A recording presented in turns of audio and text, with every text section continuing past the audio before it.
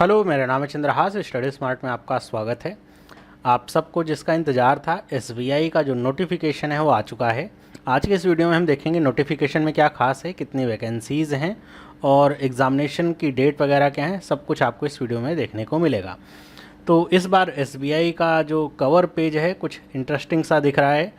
इसमें एसबीआई ने अपने एचआर अवार्ड्स और एक्कोलेट्स वगैरह को भी यहाँ पे जगह दी है, मतलब रिझाने के लिए। वैसे ही लोग रिझे हुए हैं, कौन मना करता है एसबीआई में नौकरी करने से। उसके बाद आपका ये नोटिफिकेशन स्टार्ट होता है।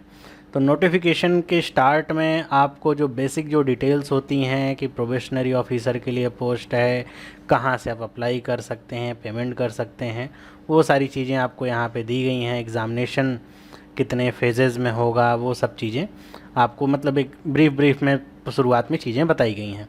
इसमें जो एक चीज़ है जो आपको समझनी है वो है ये सिबिल वाली। ये सिबिल वाली जो बात है ये हर एक एग्ज़ाम में देखने को मिल रही है, एसबीआई में भी यहाँ पे है। इसमें देखिए लिखा क्या गया है सिविल के बारे में कि ऐसे कैंडिडेट जिन्होंने किसी भी तरह का डिफ़ॉल्ट किया है रीपेमेंट में, कोई भी आपने लेंडिंग एग्रीमेंट क्यों ना किया हो, मतलब ऐसा ज़रूरी नहीं कि आपने कोई होम लोन, बाइक लोन या ऐसा लिया उसमें किया हो, क्रेडिट कार्ड तक का भी कोई आपका डिफ़ॉल्ट अगर ऐसा है तब फिर आपके लिए दिक्कत होने वाली है।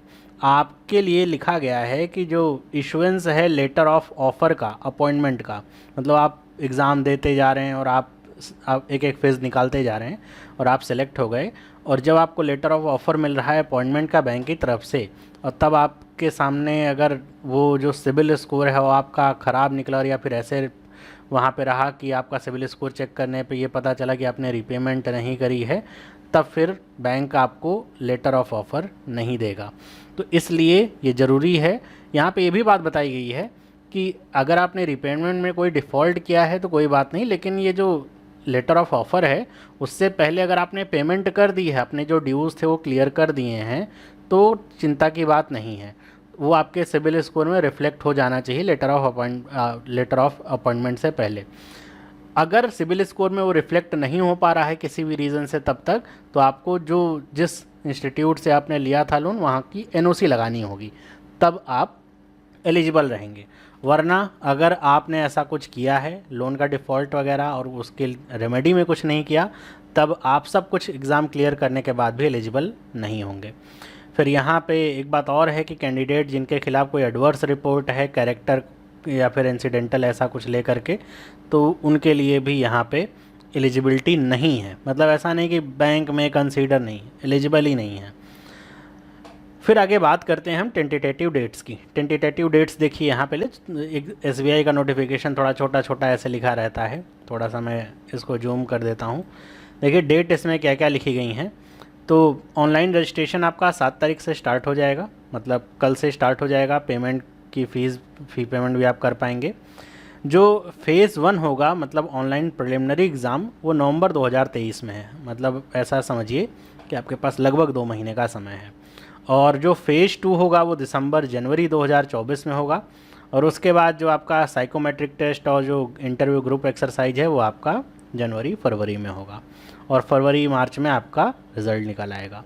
तो आप में से बहुत सारे बच्चे जो देख रहे होंगे फरवरी मार्च तक उनके पास रिज़ल्ट होगा।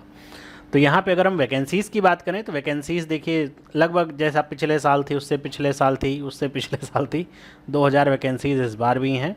इसमें कुछ बैकलॉग वैकेंसीज़ भी हैं, बाकी कैटेगरी वाइज आप वैकेंसीज़ को देख सकते हैं। 2000 वैकेंसीज़ इस बार भी यहाँ पे हैं। और यहाँ पे कैटेगरी वाइज जो मैं बात कह रहा था, यहाँ पे कैटेगरी का बहुत ध्यान रखिएगा आप। अगर आप ओबीसी कैटेगरी से बिलोंग करते हैं और आपने जनरल भर दिया है कैटेगरी, तो बाद में कैटेगरी चेंज करने की किसी भी तरह की डिमांड यहाँ पे मानी नहीं जाएगी। या फिर आप जनरल कैटेगरी आपने भर दी और फिर चाह रहे हैं कि ऐसा कि हम ईडब्ल्यूएस कैटेगरी में हम सर्टिफिकेट लगा देंगे तो हो जाएगा, तो वो भी बात नहीं मानी। इसलिए कैटेगरी बहुत ध्यान से चुनिए। साथ ही साथ जो कैटेगरी आप चुन रहे हैं उसका सर्टिफिकेट भी आपके पास होना चाहिए। तो इसीलिए आप कैटेगरी चुनने से सिर्फ नहीं होगा, सर्टिफिकेट प्रोड्यूस करने को जब कहा जाए आप नहीं कर पाएंगे डॉक्यूमेंट वेरिफिकेशन के टाइम पे, तब भी आप एलिजिबल नहीं हो पाएंगे। बाकी एलिजिबिलिटी क्राइटेरिया की अगर हम बात करें, क्या क्या एलिजिबिलिटी क्राइटेरिया यहाँ पे रखा गया है, तो सबसे पहले हम बात करते हैं एलिजिबिलिटी क्राइटेरिया, जिसमें क्या आता है एकेडमिक क्वालिफिकेशन। ये रखा गया है 31/12/2023 का, मतलब दिसंबर, आने वाला दिसंबर, तब तक आपके पास ग्रेजुएशन की डिग्री होनी चाहिए, मतलब आप ग्रेजुएशन कंप्लीट कर लेने चाहिए। और इसी के साथ जो फाइनल ईयर या जो फाइनल सेमेस्टर में बच्चे हैं वो भी अप्लाई कर सकते हैं। ये कहा गया है कि if card for interview they will have to produce a proof of having pass the graduation examination on or before 31/12/2023। कि इंटरव्यू तक अगर आप पहुंच भी जाते हैं, फाइनल ईयर में हैं, तो ये बस ध्यान रखिए 31 दिसंबर तक आपका रिजल्ट, फाइनल रिजल्ट आपके पास होना चाहिए। और लिखा हुआ है कैंडिडेट जो आपके integrated dual degree certificate ensure करें कि उनकी डेट ऑफ पासिंग जो है उस मतलब डिग्री में वो 31/12/2023 से पहले की पड़ी हो। बाकी यहाँ पे सब कुछ लिखा गया है, medical engineering, chartered accountant, cost accountant ETC would also भी एलिजिबल। तो सब एलिजिबल यहाँ पे हैं, ग्रेजुएशन डिग्री या उसके समकक्ष जो भी डिग्रियाँ हैं सारी एलिजिबल हैं। अब डेट यहाँ पे बस ध्यान रखने वाली है। यहाँ पे एक चीज़ और ध्यान रखिएगा, किसी भी तरह का मिनिमम परसेंटेज का कोई चक्कर नहीं। बच्चे ये 60% देख करके बड़े परेशान हो जाते हैं। ये केवल इंडिकेशन करने के लिए बताया जा रहा है कि अगर आपका 59.99% नंबर है तो आप अपने आप को सेकेंड डिवीजन और 59.99% नंबर ही वहाँ पे जब फॉर्म भरेंगे तो दिखाएंगे। उसे 60% मत दिखाइएगा, वो लेस देन 60% ही, बस ये बताया जा रहा है। इसी तरह यहाँ पे CGPA कैसे कैलकुलेट करेंगे वो यहाँ पे बताया गया है कि आपको टोटल नंबर लेकर के टोटल जितना पूर्णांक है डिवाइड करना है, वैसे निकालना है। क्योंकि कई जगह इंजीनियरिंग की डिग्री ऐसी होती है जिसमें पहले साल के 25% नंबर, दूसरे के 50, तीसरे के 75 और चौथे के पूरे नंबर जुड़ते हैं। तो ऐसे में वहाँ पर परसेंटेज बढ़ के प्राप्त होता है। तो इसलिए ये बताया जा रहा है कि आपको ऐसे नहीं, जो आपकी डिग्री में जैसा परसेंटेज है वो नहीं, आपको टोटल कैलकुलेट करके दिखाना है। बाकी बात करें एज लिमिट की, तो एज लिमिट काउंट हो रही है 1 अप्रैल 2023 से। तो आप 1 अप्रैल 2023 तक 21 साल के हो जाने चाहिए और 30 साल से अधिक नहीं होने चाहिए। तो 21 साल और 30 साल से अधिक नहीं, 21 से 30 की एज 1/4/2023 की होनी चाहिए। मतलब मान लीजिए कि आपकी डेट ऑफ बर्थ क्या है, लेट से आपकी डेट ऑफ बर्थ है 2/4/2023 और 2/4/2023 में इस बार आप 31 साल के हो गए हैं, तब आप एलिजिबल नहीं हैं। तो इसलिए डेट जो एज की है वो 1 अप्रैल 2023 की है। फिर आगे अगर हम बात करें तो यहाँ पे जो एज रिलैक्सेशन है, जैसा हमेशा मिलता है वैसे ही यहाँ पे एज रिलैक्सेशन आपको मिल रहा है। और फिर उसके बाद रिजर्वेशन है जो यहाँ पे डिसेबल्ड पर्सन है उनके लिए, वो सब कुछ वैसा ही है। सब यहाँ पे आप देखेंगे वो सब कुछ एकदम वैसे का वैसा ही यहाँ पे चल रहा है। और यहाँ पे और कुछ है, कुछ खास नहीं, और वैसे मतलब वही सब कुछ है। फिर आगे अगर हम बात करें यहाँ पे बात करते हैं किसकी, हाँ, एग्ज़ामिनेशन। यहाँ पे सिलेक्शन प्रोसीजर क्या होगा, एग्ज़ामिनेशन स्ट्रक्चर क्या है। तो प्रिलिमिनरी एग्ज़ाम आपका होगा जिसमें 3 टेस्ट होंगे, इंग्लिश, क्वांट और रीजनिंग के 30-35 नंबर, टोटल 100 नंबर। ध्यान रखिए सेक्शनल यहाँ पे टाइमिंग है 20 मिनट के 1 घंटे का। सिलेक्शन क्राइटेरिया क्या है कि कैटेगरी वाइज मेरिट लिस्ट बनेगी ऑल इंडिया बेसिस पे, और जितनी वैकेंसी है, मतलब 2000 वैकेंसी है तो उसके 10 गुना ज़्यादा लोग, मतलब लगभग 20,000 लोगों को सेलेक्ट किया जाएगा मेंस एग्जामिनेशन के लिए। अगर हम बात करें फेज़ 2 की, मेंस एग्जामिनेशन की, तो मेंस एग्जामिनेशन में यहाँ पे बताया जा रहा है कि इसमें ऑनलाइन भी होगा और जिसमें 200 नंबर का टेस्ट होगा और साथ ही साथ डिस्क्रिप्टिव टेस्ट होगा 50 नंबर का। और जो डिस्क्रिप्टिव टेस्ट होगा वो आपका जो ऑब्जेक्टिव टेस्ट होगा उसके ठीक बाद आपका तुरंत होगा। और यहाँ पे लिखा, मतलब तुरंत ही बाद होगा ऐसा नहीं होता है, कुछ उसके लिए अलग से समय मिलता है, तुरंत बाद आपके कंप्यूटर स्क्रीन पे शुरू हो जाता है और कंप्यूटर पे ही आपको देना है। ऑब्जेक्टिव टेस्ट में आपके 4 टेस्ट होंगे, reasoning, computer aptitude, data analysis, interpretation, ये GA और CA वाला सेक्शन, इंग्लिश लैंग्वेज। 40, 30, 50, 35 नंबर के ऐसे इनके अलग अलग नंबर हैं, हर एक सेक्शन के अलग अलग वेटेज हैं। जैसे DI का देखिए 30 क्वेश्चन हैं और 50 नंबर के आपके सवाल यहाँ पे पूछे जाएंगे, मतलब 1.66 नंबर का आपका यहाँ पे सवाल होगा। इसीलिए इनके टाइम भी आपके अलग अलग यहाँ पे दिखाए गए हैं। टोटल 3 घंटे का ये टेस्ट होगा ऑब्जेक्टिव वाला। उसके तुरंत बाद जो सब्जेक्टिव टेस्ट होगा जिसमें लेटर राइटिंग और एसे दिया जाता है, 2 रहेगा, एक लेटर राइटिंग एक एसे। 50 नंबर का ये होगा जिसके लिए आधे घंटे का समय होगा। तो टोटल 250 नंबर का आपका पेपर होगा, टोटल समय 3.5 घंटे का। इसीलिए मैं कहता हूँ कि कम से कम 4-5 घंटे लगातार बैठ के पढ़ने की आदत डालिए, क्योंकि मेंस एग्जामिनेशन देंगे 3.5 घंटे बैठना अगर आदत नहीं है तो वही भारी पड़ जाता है। बाकी बात करें अगर हम यहाँ पे पेनाल्टी की, कि रॉन्ग नंबर के लिए क्या आपको अवॉर्ड किया जाएगा, तो आपको रॉन्ग नंबर के लिए आपके 1/4 जो नंबर हैं वो कटेंगे। अगर 1 नंबर का एक सवाल है तो 0.25 नंबर नेगेटिव नंबर मिलेगा, ज़्यादा का है तो उसके अनुसार 1/4 ही कटेगा। फिर बात करें यहाँ पे तो एक चीज़ ये इंपॉर्टेंट है कि SBI के एग्ज़ाम में जैसे पहले भी होता था, किसी भी तरह का सेक्शनल मार्क या कट ऑफ यहाँ पे आपको नहीं लाना है। मतलब ऐसा है कि आपका नहीं मन है तो आप रीजनिंग का पूरा सेक्शन नहीं भी करेंगे, उसके बाद भी आपने अगर एग्रीगेट कट ऑफ पार कर लिया तो ठीक बात है। फिर यहाँ पे मेंस एग्जामिनेशन के लिए लिखा गया है सिलेक्शन क्राइटेरिया फेज़ 3 के लिए क्या हुआ है, कैटेगरी वाइज वैसे ही आपकी मेरिट लिस्ट बनेगी और जितनी वैकेंसीज़ हैं उनका 3 गुना, मतलब लगभग 6000 लोगों को बुलाया जाएगा फेज़ 3 के लिए। फेज़ 3 में देखिए 3 चीज़ें होंगी, एक तो साइकोमेट्रिक टेस्ट होगा, ग्रुप एक्सरसाइज और इंटरव्यू होगा। जो साइकोमेट्रिक टेस्ट होता है वो आपकी पर्सनालिटी को जांचने के लिए किया जाता है, इसीलिए वो ग्रुप एक्सरसाइज और इंटरव्यू से पहले होता है और उसकी जो रिपोर्ट होगी, जो भी व्यक्ति आपका इंटरव्यू ले रहा होगा उसके सामने होती है। इसका अलग से कोई नंबर नहीं है, ये केवल आपकी प्रोफाइल मतलब प्रोफाइलिंग करने के लिए आपका केवल लिया जाता है। फिर बात करें यहाँ पे फेज़ 3 में ग्रुप एक्सरसाइज 20 नंबर का और इंटरव्यू होगा 30 नंबर का, टोटल 50 नंबर का। कई बार ऐसा होता है कि ग्रुप एक्सरसाइज नहीं होती है और केवल इंटरव्यू हो जाता है, तो कोई दिक्कत वाली बात नहीं, 50 नंबर का ही आपका होने वाला है। इसके बाद जब आपका फाइनल सिलेक्शन होगा तो केवल फेज़ 2 और फेज़ 3 के नंबर आपके जुड़ेंगे, मतलब मेंस और इंटरव्यू ग्रुप एक्सरसाइज के, और उसी के आधार पे मेरिट लिस्ट बनाई जाएगी कैटेगरी वाइज, और फिर उस मेरिट लिस्ट में अगर आप आ गए तो बहुत ही अच्छा है। फिर यहाँ पे बात बताई जा रही है कि कैसे यहाँ पे नॉर्मलाइजेशन, वो नॉर्मलाइजेशन नहीं जो आपके एग्ज़ाम में होगा, यहाँ पे जो 250 नंबर का टोटल पेपर होगा वो, और उसके बाद उसको 75 नंबर में किया जाएगा, मतलब फेज़ 2 की बात हो रही है।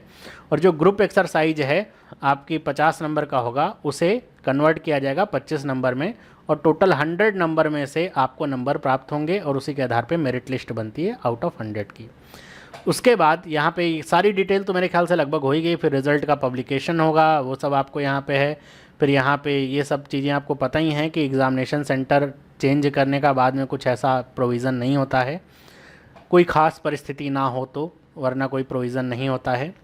आपने जो सेंटर लिया है वहीं पे आपको एग्ज़ाम देना पड़ेगा, उसी शहर में आपका एग्ज़ामिनेशन पड़ेगा।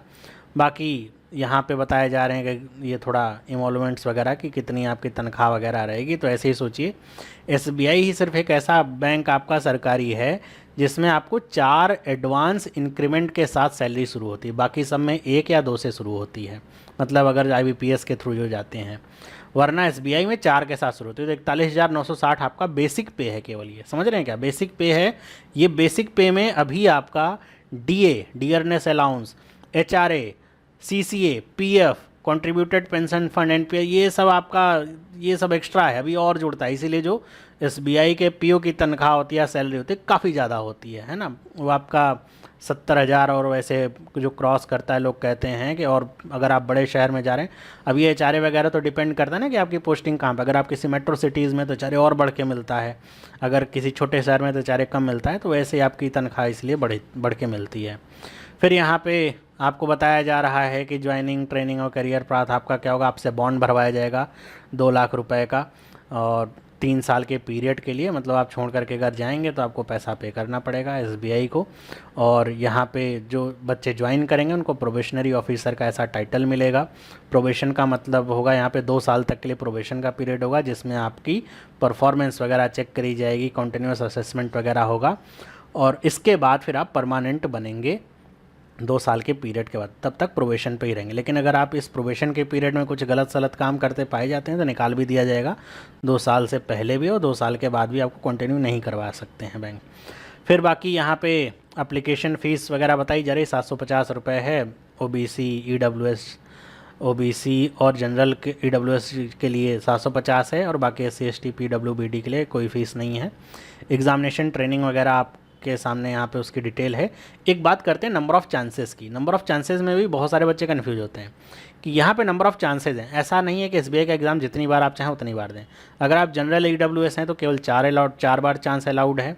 जनरल में पीडब्ल्यूबीडी हैं या ईडब्ल्यूएस हैं तो 7 बार है। ओबीसी में 7 बार है, और ओबीसी में पीडब्ल्यूबीडी हैं तो भी 7 बार है, और एससी एसटी के लिए यहाँ पे किसी भी तरह का कोई रिस्ट्रिक्शन नहीं है। अब ये है क्या, ये यहाँ पे ख़ास तौर पे लिखा गया है कि जो ये नंबर ऑफ़ चांसेस हैं, ये मेंस के चांसेस की बात हो रही है। मतलब ये नहीं कि आपने प्रीलिम्स एग्ज़ाम दिया था तब चांस, अगर आपने जनरल कैटेगरी के होते हुए 4 बार एसबीआई का मेंस दे चुके हैं तब आप अलाउड नहीं हैं। लेकिन अगर आपने 4 बार प्रीलिम्स दिया है तब आप अलाउड हैं अभी भी। 4 बार मेंस दे दिया है तब अलाउड नहीं है, मतलब 4 बार में मेंस दे करके अब अगर सिलेक्शन नहीं हो तो अलाउड नहीं। इसी तरह सबके लिए मेंस के चांसेस आपको काउंट करने हैं, प्रीलिम्स के नहीं। बाकी तो गाइडलाइंस हैं कैसे आपको एग्जामिनेशन फॉर्म फिल करना है, बाकी सब कुछ वही है पुराना, और इसमें कुछ खास अब है नहीं। कहाँ से आपको सब कुछ पता करना है, बायोमेट्रिक वेरिफिकेशन और एक्शन क्या होगा आपके ख़िलाफ़ अगर आप कुछ गलत सलत काम करते हुए पाए जाते हैं, कॉल लेटर डाउनलोड, और फिर यहाँ पे सेंटर आपको दे दिए गए हैं सारे कि कौन कौन से सेंटर हैं, कहाँ कहाँ पे सेंटर हैं, और सारी चीज़ें आपको दी गई हैं। तो ये था आपका बढ़िया सा SBI PO का नोटिफिकेशन। 2000 पोस्ट हैं, इन 2000 पोस्ट में आपका सिलेक्शन होना है। मेन बात है कि एग्ज़ाम होगा प्रीलिम्स का नवंबर में। अब नवंबर में आपका एग्ज़ाम है प्रीलिम्स का, और फिर दिसंबर और या फिर जनवरी में आपका होना है मेंस। तो तैयारी अगर आपकी अच्छी है तो एग्ज़ामिनेशन आप निकाल पाएंगे। बाकी SBI के इस नोटिफिकेशन में कुछ ऐसा पिछले बार की तुलना में अलगाव तो नहीं दिखा, बाकी अगर आपको कुछ दिखाओ तो बताइएगा ज़रूर कमेंट करके। वैकेंसीज़ भी लगभग उतनी ही हैं जितनी पिछली बार थी, थोड़ा बहुत ऊपर नीचे 10-50 का होता रहेगा। बाकी एग्ज़ाम की तैयारी पे ध्यान दीजिए। अब आपके SBI के एग्ज़ाम के लिए जो प्रैक्टिस क्लास हैं वो स्टडी स्मार्ट पे स्टार्ट होंगी, तो प्रैक्टिस क्लासेस को ज्वाइन करिए ताकि आप SBI का अपना एग्ज़ाम अच्छे से निकाल पाएँ। बाकी वीडियो अगर अच्छी लगी तो वीडियो को लाइक करें, अपने दोस्तों के साथ शेयर करें। मिलते हैं अगली वीडियो में, सभी लोगों को बाय।